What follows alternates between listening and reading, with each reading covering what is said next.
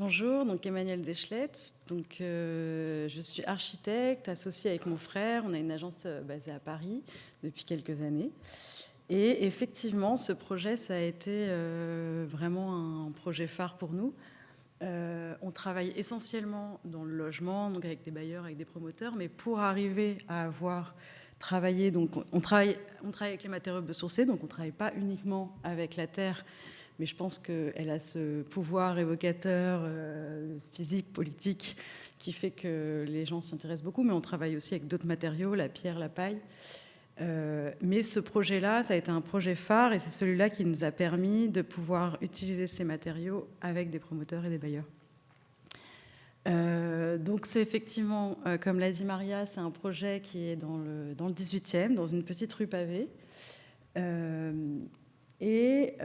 En fait, Sarah, donc, qui n'est pas là aujourd'hui, qui est la cliente et l'habitante, est une artiste qui travaille autour du thème de la forêt. Et donc, quand on lui a proposé... Et en fait, elle est venue nous voir en disant, voilà, j'aimerais une maison écologique, qui consomme peu, etc. Elle avait plutôt en tête de travailler avec le bois. Et on lui a proposé de travailler en terre, et ça lui a beaucoup plu. Et c'était assez incroyable d'avoir... c'est un projet un peu rêvé, d'avoir une cliente qui aime l'expérimentation, qui est créative, enfin qui est ouverte à beaucoup de propositions.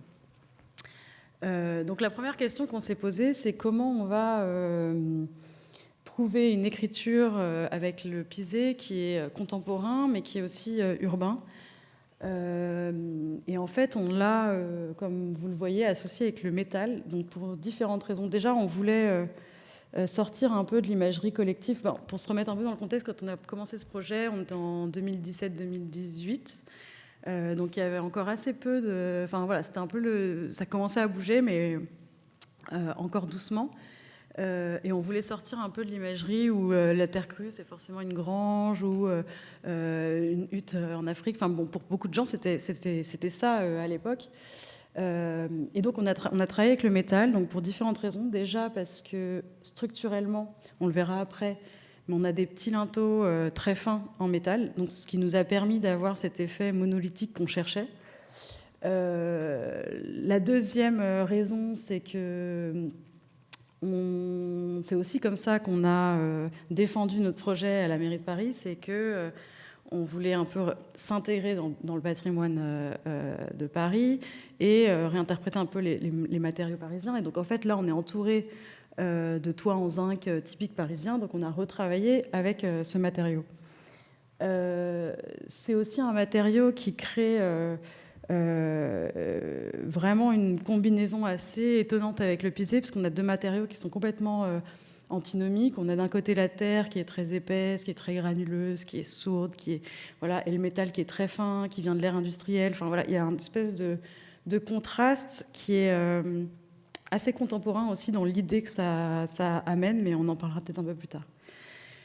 La particularité aussi de ce projet, c'est qu'on a des ouvertures très généreuses, ce qui n'est pas très traditionnel dans le pisé, parce qu'en général, le pisé, c'est plutôt beaucoup de masse, des petites ouvertures.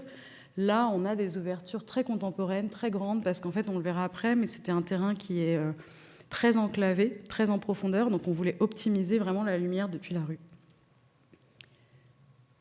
Voilà, donc les détails avec l'aluminium, le métal. Voilà, on voit que tous les éléments étaient fixés, par exemple, là, les garde-corps, exactement de la même manière qu'on fixerait dans du béton. Donc, pour revenir un peu au programme, donc Sarah nous approche. Elle voulait donc une maison, comme je l'ai dit, écologique, mais elle voulait aussi une maison qui est aussi son atelier, et qui puisse recevoir du monde, que d'autres artistes puissent venir dormir, qu'elle puisse faire même des expositions, des réceptions. Donc bon, le projet assez rêvé. Et en fait, on a un projet qui est très très vertical, et en fait, plus on monte, plus on arrive dans ces espaces privés, on va dire. En bas, c'est un espace un peu de réception. Au rez-de-chaussée, c'est un atelier. Au premier étage, c'est des chambres d'amis, de résidence, voilà, avec une salle qui est un peu polyvalente. Après, il y a voilà, et après salon, cuisine et sa chambre. Et en fait, pour travailler un peu ce manque de lumière, on a travaillé avec des ouvertures au centre de la maison. Et en fait, on a symbolisé un arbre qui traverse la maison, et ce qui permettait d'avoir des ouvertures. Donc en fait, à chaque étage, on a des petits détails qui rappellent symboliquement l'arbre qui traverse la maison.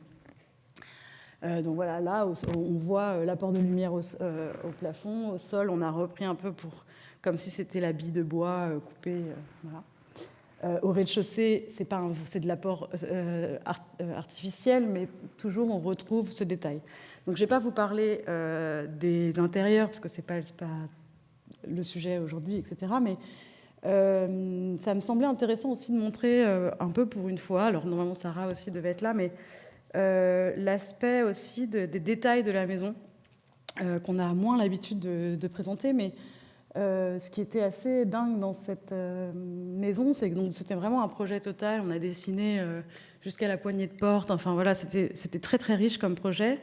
Il y a eu aussi des interventions d'artistes, d'artisans. Enfin voilà, donc c'était très intéressant.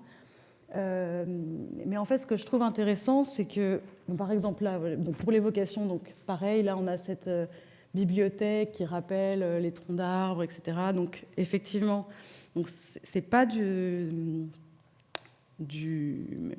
bois exotique, comme en fait c'est deux essences de bois européennes qui sont mixées ensemble pour rappeler un bois exotique. Donc ça permettait d'éviter d'importer du bois, enfin des essences de bois qui venaient de loin, et c'est une entreprise, je ne me rappelle plus du nom tout de suite, mais ça s'appelle le Sarajevo, celui-là, mais bon, voilà. Donc voilà, l'évocation. Voilà, il y a des serpents, il y a des animaux, il y a plein de choses dans cette maison. Et je vais m'arrêter un peu sur ça. En fait, ce qui est intéressant, donc ça, évidemment, c'est c'est un clin d'œil à Matisse, qui est la joie de vivre. Donc ça, c'est une grande fresque qu'il y a au sous-sol, qui a été faite par un artiste belge, dont j'ai aussi oublié le nom là tout de suite.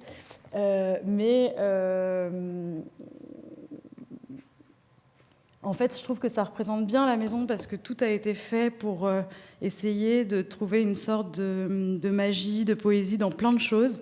Et c'est vrai, aujourd'hui, je vois, on est tous un peu dans une recherche un peu d'éthique, mais aussi de poésie, et ça se voit dans toutes les démarches qu'on a vues aujourd'hui, ce matin, le mur en huître, la route en compost. Enfin, moi, voilà, c'est trop bien. Et donc, le travail de Clémentine, ça montre vraiment, voilà, finalement, la plus belle œuvre d'art, ça reste quand même la Terre. Donc voilà, c'est mon petit... et en fait, dans ce bâtiment, on a vraiment travaillé un peu cette idée que l'art est un peu dans les murs. Donc il n'y a pas cette poésie faite des matériaux elles-mêmes, mais vraiment de l'évocation de la forêt, de la nature, de la magie de la nature, etc. Et donc l'art est dans les murs, et donc potentiellement on n'avait pas besoin de rajouter des choses. Et ça aussi dans le sens où la frugalité peut aussi... Alors ça reste quand même un projet assez luxueux, certes, c'est sûr, mais on peut trouver des moyens d'avoir un effet assez magique sans avoir à déployer énormément de matière. Voilà. Comme cette fresque, donc ça... Sarah, vous en aurez parlé probablement mieux que moi, mais en fait, le travail aussi, un des travaux de Sarah, c'est de montrer comment, travailler avec la lumière phosphorescente et comment on voit les abeilles. Enfin bon, je ne vais pas m'attarder trop là-dessus, mais voilà, avec un terrazzo qui s'illumine avec la lumière. Voilà, donc par exemple, je sais qu'ils l'ont utilisé pour une piste cyclable en Allemagne, donc c'est assez génial, je trouve, parce que du coup, la lumière... le soleil, ça se charge la journée, et la nuit, c'est éclairé. Bon, pour revenir à notre sujet quand même, donc c'est un projet qui est entièrement en structure bois, avec un pisé qui a été fait intégralement sur place, avec évidemment une terre sans... il n'y a aucun adjuvant dans la terre. Donc là, on voit les fameux linteaux dont je vous parlais au début, donc qui étaient en deux morceaux. Donc en fait, c'est un L, donc c'est des linteaux qui ont un peu une sorte de double propriété, puisqu'à la fois donc, ils sont linteaux, mais ils permettent aussi de fixer la façade au plancher. Et puis on a aussi une réservation dedans avoir des fenêtres où on ne voit presque pas les montants. Enfin, voilà, là, on voit un peu les détails. Donc, au départ, on devait être en bloc préfabriqué.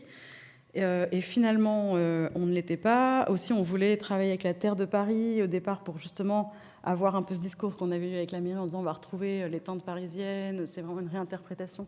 Alors, on voit bien qu'elle est beaucoup plus beige. En fait, c'est une terre de Beauvais. Mais c'est très beau aussi. Donc voilà, on voit la parcelle très profonde. On voit un peu les étapes. Donc ça a été une façade qui a été assez longue. Je vais m'accélérer un peu. Assez longue à faire, vu qu'on a... C'était à peu près 2 mois par niveau. Donc 1 mois pisage, coffrage. Oui, coffrage, pisage et 1 mois de séchage. Et rebelote pour chaque étage. Donc on a mis à peu près 6 mois, 6 à 7 mois pour faire l'ensemble de la façade. Donc ensuite ce projet, donc c'est incroyable d'avoir des clients comme ça parce que je pense qu'il faut ça pour au départ lancer une innovation et rassurer justement les bailleurs, les promoteurs. Donc ça nous a permis d'avoir cette référence et de faire un immeuble de logements sociaux à Boulogne en bloc de terre préfabriquée. Donc cette fois ce sont des blocs pour des questions de temporalité et d'économie. Je vais aller vite. Donc voilà, on voit la réalisation de la façade. Pour ce projet, je pense ça nous a vraiment questionné sur 2 aspects, on va dire. Déjà, qu'est-ce que c'est la relation en fait entre ces matériaux biosourcés et les procédés industriels? Qu'est-ce qu'on cherche et qu'est-ce qu'on... Parce qu'en même temps, on a besoin forcément de massifier ces techniques. En même temps, on ne veut pas retomber dans des logiques de rentabilité à l'extrême. Enfin, donc c'est un peu compliqué de trouver ce qui fait le plus de sens dans comment on va utiliser ces matériaux. Mais on croit quand même qu'il est un peu inévitable de passer par une sorte d'hybridation très fertile entre ces 2 domaines, parce qu'à la fois, on a ces matériaux biosourcés qui portent un peu en eux ces valeurs d'écologie, d'économie sociale, mais aussi de circularité.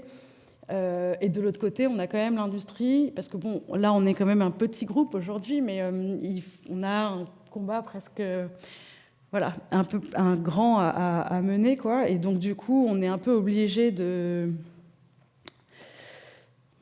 peut-être faire bouger les choses à une échelle industrielle, mais pas avec conditions, quoi. Comment on arrive à trouver un bon mélange, comment on fait en sorte pour que les deux s'apportent le meilleur de chacun, quoi. Donc voilà, grosse questionnement sur jusqu'où on industrialise ces procédés, etc. Et puis évidemment sur l'écriture architecturale, qu'est-ce que ça veut dire de travailler avec les matériaux biosourcés, comment on va plus loin en fait que l'idée que les matériaux biosourcés sont là pour remplacer le béton. En fait, c'est pas ça. Enfin, je veux dire, c'est ça, mais ça raconte pas la même chose. On peut pas construire un bâtiment de la même manière qu'on l'aurait construit en béton, juste en remplaçant avec des matériaux biosourcés. Donc, qu'est-ce que ça veut dire et comment on travaille? Par exemple, sur ce projet, un exemple assez marquant, c'est qu'on a dû... Ce qu'on n'a pas fait pour la maison de Sarah, parce que voilà, on s'est dit qu'on n'était pas obligé de suivre les règles, comme c'est du particulier. Mais ici, on a dû isoler la terre de la même façon qu'on isolerait du béton. Donc on se retrouve avec 12 cm d'isolation. Alors c'est de la fibre de bois, certes, mais... Et en fait, on se dit que c'est un peu surdimensionné. Alors c'est sûr, la terre n'est pas un très bon isolant, mais elle a quand même une très bonne inertie. Donc comment on arrive à trouver un moyen pour construire en connaissance et en respect du matériau? Et qu'est-ce que ça veut dire, voilà. Donc ici, voilà, on a cherché aussi à le travailler, notamment vertical. On a des biais pour faire entrer la lumière du sud dans les appartements. Voilà, comment on arrive aussi à diversifier, parce qu'aujourd'hui, on est un peu pris par l'urgence et par l'économie des projets, et du coup, on trouve des méthodes comme le préfabriqué qui sont super, mais comment on arrive à garder ce soin de l'écriture architecturale et pas être dans un utilitarisme où tous les projets finissent par se ressembler. On n'est pas là du tout, mais voilà. La beauté est aussi un signe de durabilité. Voilà, j'ai fini. Merci.